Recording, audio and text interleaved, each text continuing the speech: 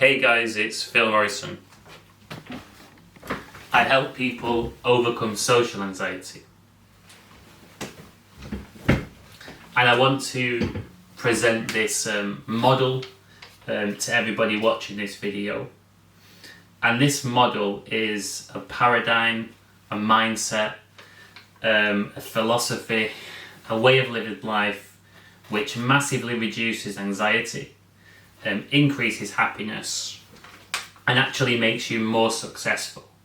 It's something which I've been teaching to my clients recently. So there's 3 areas of life where every single person feels extremely vulnerable.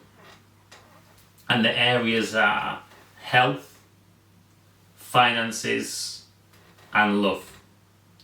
Every single person is very, very, very sensitive when it comes to these topics because there's massive fear associated with them.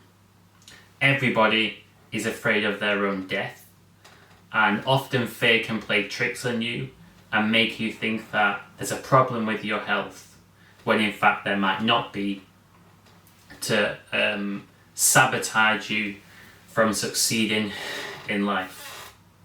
Everybody is afraid when it comes to relationships with people, whether it's family, whether it's friends, or romantic. There's huge fear there, right? And social anxiety in different contexts. And everybody has fear around money. And what people often do is they actually put these fears at the center of their life, which is a massive mistake that sets you up for huge amounts of anxiety. And I know this from personal experience of making this exact same mistake. So, what you should really do is put your mental health and well-being at the center of your life, and also following your purpose at the center of your life as well, which is an extension of your mental health and well-being. But what people often do is they create 3 false gods. The false god of health, immortality, the false god of finances, and the false god of love. When I say this, what I mean is they put these areas at the center of their focus, and they run their life, they revolve their life around these areas. I'll explain what happens when you do this. For example, let's say that you're a money oriented person. So every decision you make is based on how much money will result in your bank account. What you're actually doing in this situation is you're giving into the fear of money. So you're making decisions based on money, and you're actually becoming enslaved to making money. You're giving your power away to this false god, and you're living life as a slave to making money. And what comes to mind when I say this is the song Bittersweet Symphony by The Verve, where I think the lyric is something like, trying to make ends meet, you're a slave to the money, and then you die. So lots of people make money the center of their life. But here's the problem with that. You're actually putting money above your own mental health. And what that means is that you'll be miserable when you don't have money. But what's crazy is that when you make money, you still might be miserable. If you're not afraid of money, you have the ability to be happy whether you're broke or whether you're rich, which is so much more powerful. And also as well, let's go with this example of money, even though it could be romantic relationships or another false god. You would be someone that is untrustworthy and corruptible. And I'd use the term buyable. And what this means is that you'd be willing to compromise your integrity and reduce your mental health in order to make a quick buck. Now this is dangerous, and it actually leads to lots of anxiety. And here's the reason why. So the idea, the fear of making money, the fear of not making enough money has led to you putting money at the centre of your focus. And if you act based on that, what you're actually doing is you're feeding fear. The fear of not making enough money is leading you to take crazy amounts of action to try and make more money. You're feeding fear.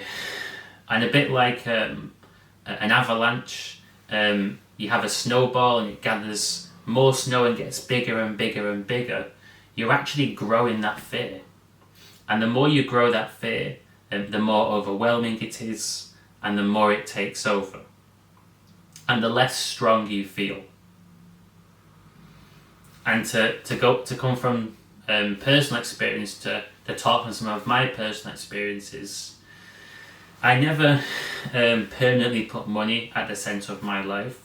That's not the kind of person that I am. But when I started off as a coach, I would be afraid of losing clients. I'd be afraid of losing clients because I thought, wow, if this client and this client decide that they're finished with the coaching, then I won't be able to pay the bills. And that was a trap. And what that meant is that when I started out, I was still good as a coach, I was still helping people out, but I wasn't at my best. The fear of losing clients was preventing me from giving tough love where it's required, and it was making my boundaries less tight. And actually, when I stopped fearing money, whether I lose it or make it, I became better at coaching, and as a result, money starts to follow. Because I was more free and more able to help others out. I'm a big believer in leading by example, and I realised that when I started to put my own mental health first, I was in a better place, and I had more to give to my clients, more to give to my family, and I felt so much better in myself and in my life. So put your mental health first and follow your purpose. And what this means is that you have more to give. So a few analogies which spring to mind on this topic.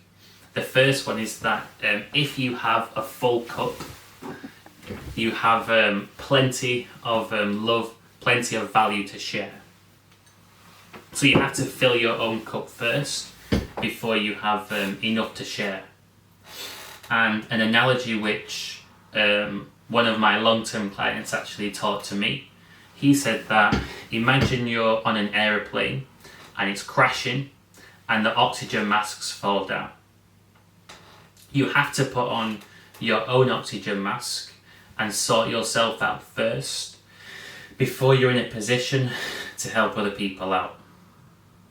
And a third analogy which really strengthens and emphasizes this important point of why you should put your own mental health and your purpose at the center of your life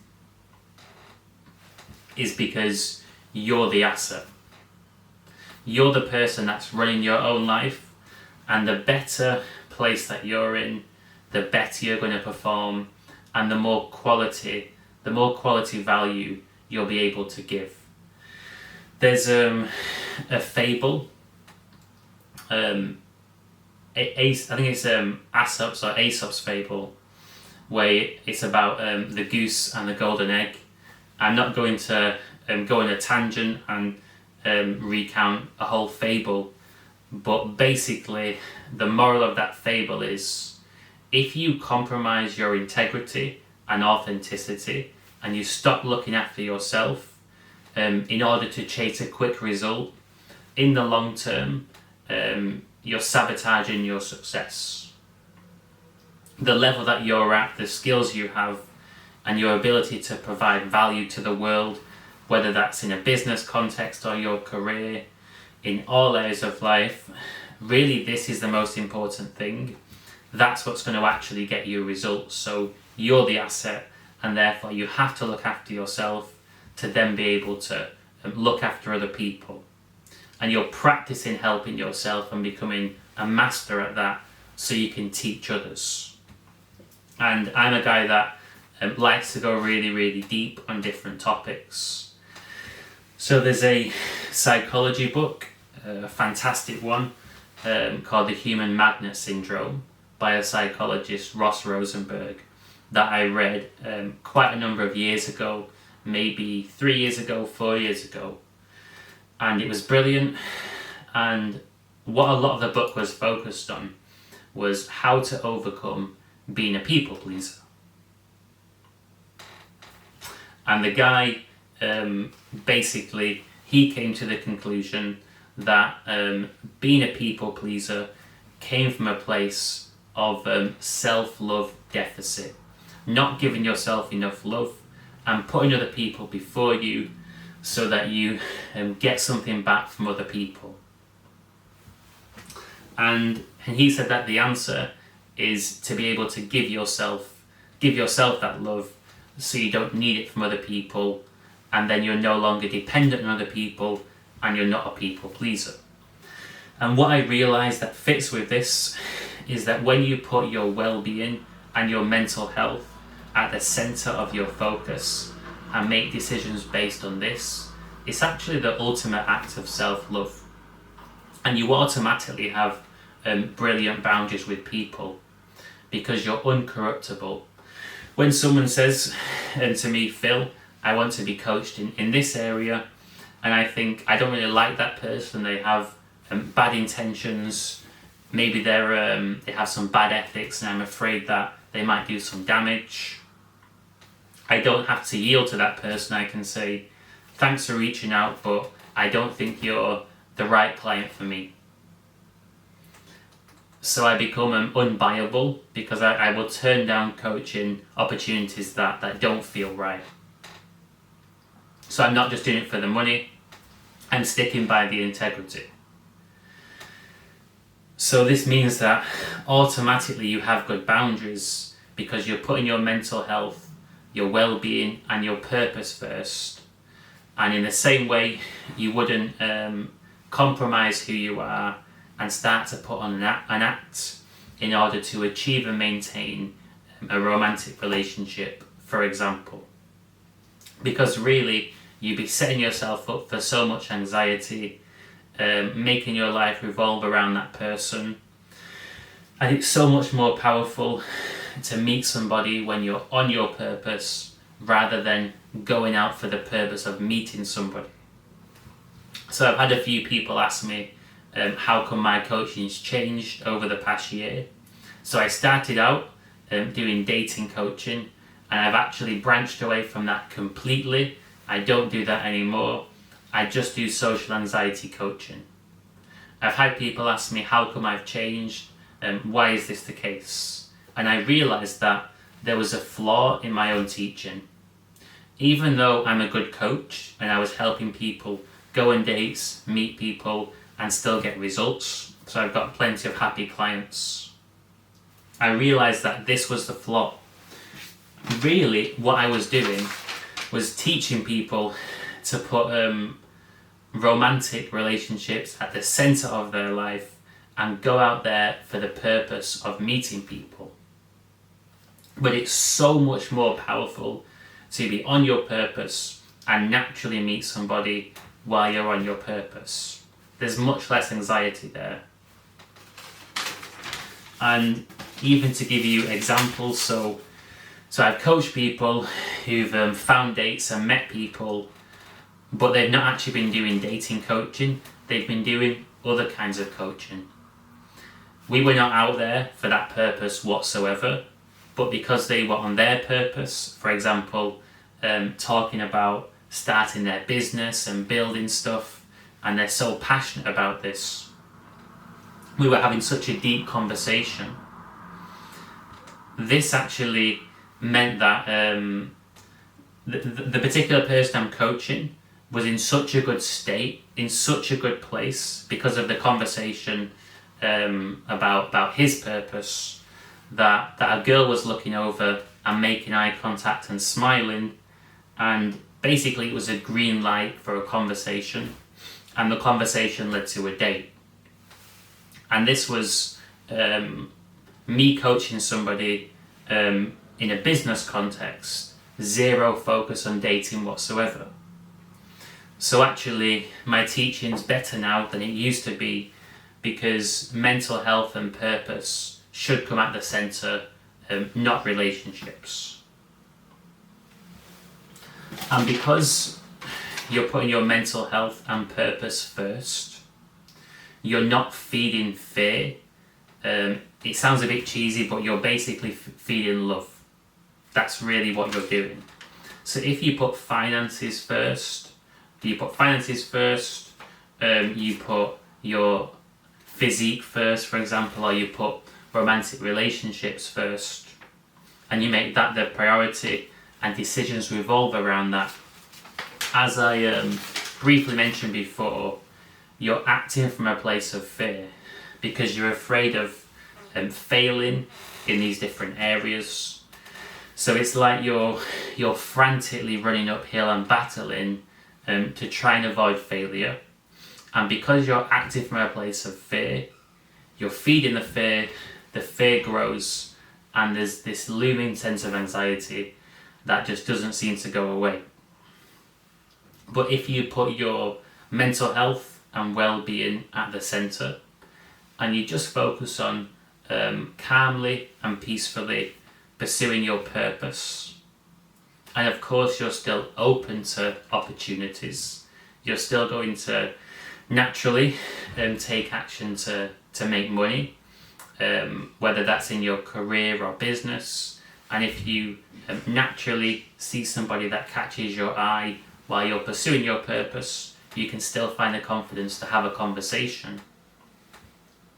You're not coming from a place of fear, and you're teaching yourself that you're enough as you are. So there's two narratives inside every person's brain: a narrative that you are enough and a narrative that you're not enough. And ultimately, you want to be constantly feeding the narrative that you are enough to feel confident and perform better.